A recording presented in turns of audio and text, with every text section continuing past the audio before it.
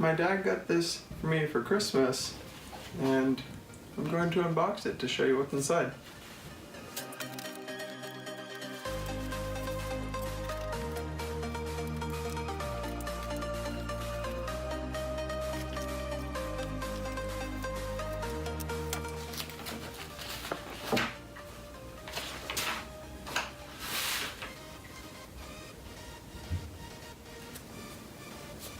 Put it in there for a reason.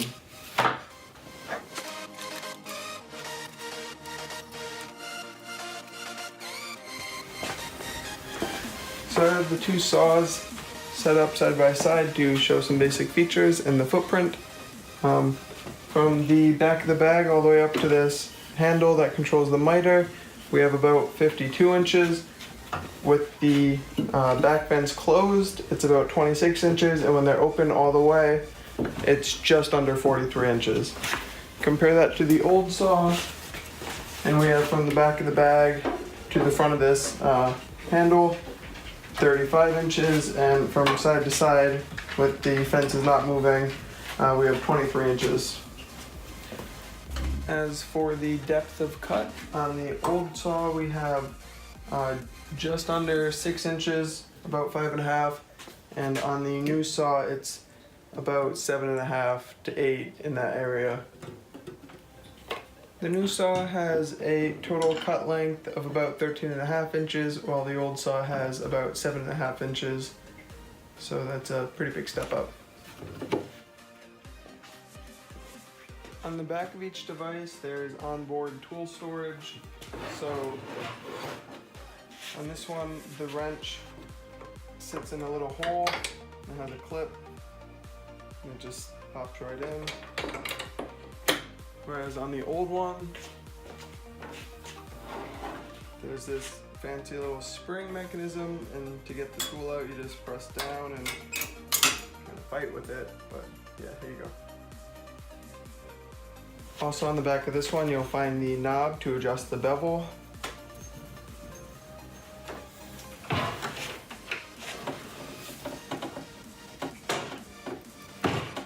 And you also have these little stop pieces which will stop the bevel at 22.5 degrees, and I believe that's 33.86.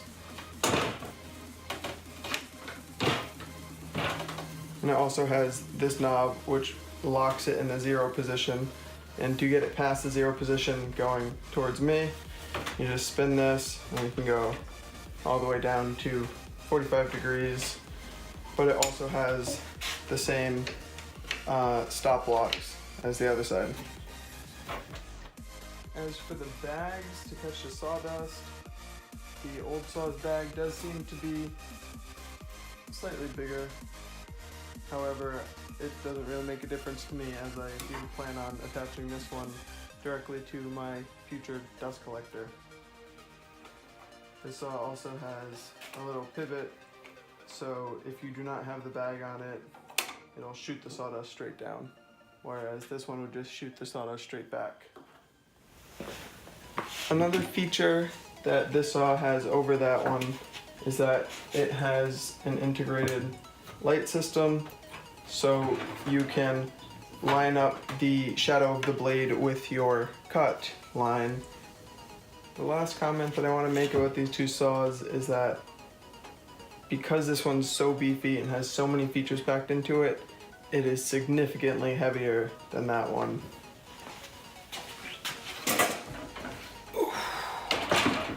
It takes a little bit of an exhale to lift that one up, whereas this one you can just pick up and carry around with you all day. So if you're going to a job where you had to do a lot of walking, then this would probably not be ideal for that situation. But if you were to have it in your shop stationary like I plan to, then I think it's going to be perfect. Another cool feature is that this saw has a depth stop, which is right here. You just flip this little lever down, and depending on where you put this knob, you can stop the saw from coming down all the way.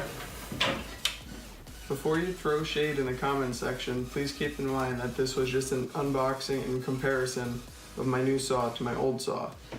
It was nowhere near an in-depth review or diagnostic of this saw. It was just the quick features that I noticed as soon as I took it out of the box, and I was just trying to share them with you.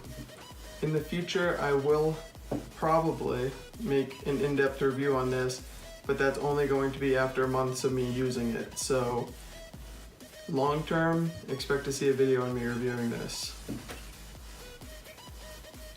Thanks for watching, I hope you enjoyed. I also hope you got something out of this video. Just me enjoying my new saw.